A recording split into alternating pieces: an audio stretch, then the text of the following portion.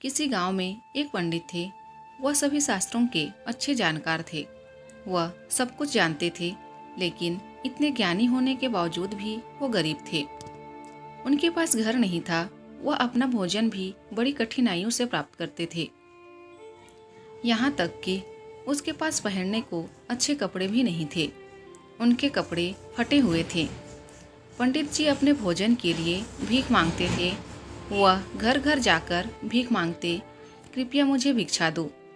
उसके पुराने फटे कपड़ों को देखकर कई लोग सोचते थे कि वह पागल है, इसलिए उन्हें देख दरवाजा बंद कर दिया करते थे। कई बार तो ऐसा होता था कि वो कई दिनों तक खाना नहीं खा पाते थे।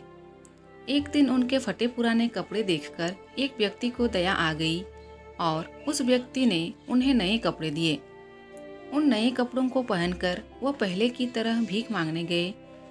कल एक घर से जहां उन्हें भगा दिया था और दरवाजा बंद कर दिया था, उस घर के गृहस्वामी ने कहा, पंडित जी प्रणाम, कृपया अंदर आइए।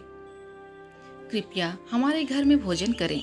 इस प्रकार बड़े आदर के साथ वह पंडित को भोजन के लिए अंदर ले गया। पंडित जी खाना खाने बैठ गए। विभिन्न प्रकार के पकवान, मीठे भोजन और मीठे पदार्थ खाने के लिए परोसे गए। पहले पंडित जी ने प्रार्थना की। उसके बाद पंडित जी ने अपने हाथ से एक मिठाई ली और अपने नए कपड़े को खाने के लिए कहने लगे, खाओ खाओ। यह देखकर सभी घर वाले हैरान रह गए। वो समझ नहीं पा रहे थे कि पंडित जी ऐसा क्यों कर रहे हैं। उन्होंने पंडित जी से पूछा, पंडित जी आप कपड़ों को खाना क्यों खिला रहे हो? तब पंडित जी ने इस प्रकार उत्तर दिया, वास्तव में इस नए वस्त्र के कारण आपने मुझे आज भोजन दिया है। कल जब मैं आपके घर आया था तब आपने ही इस घर के दरवाजे मेरे लिए बंद कर दिए थे और आज मेरे कपड़ों की वजह से आपने मुझे भोजन के लिए आमंत्रित किया है।